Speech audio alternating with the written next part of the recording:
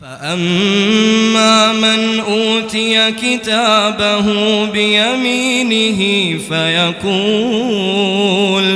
فيقول هاؤم اقرءوا كتابيه إني ظننت أني ملاق حسابيه فهو في عيشة راضية في جنة عالية قطوفها دانية كلوا واشربوا هنيئا بما أسلفتم في الأيام الخالية وأما من أوتي كتابه بشماله فيقول يا ليتني لم أوت كتابيه ولم أدر ما حسابيه يا ليتها كانت القاضية ما أغنى عني ماليه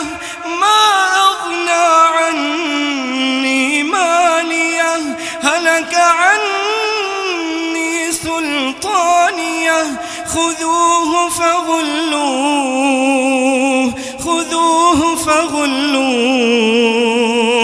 ثم الجحيم صلوه ثم في سلسلة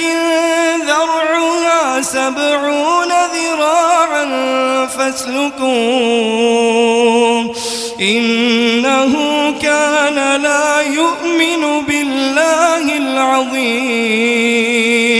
ولا يحض على طعام المسكين فليس له اليوم هاهنا حميم ولا طعام إلا من غسلين لا يأكله إلا الخاطئون.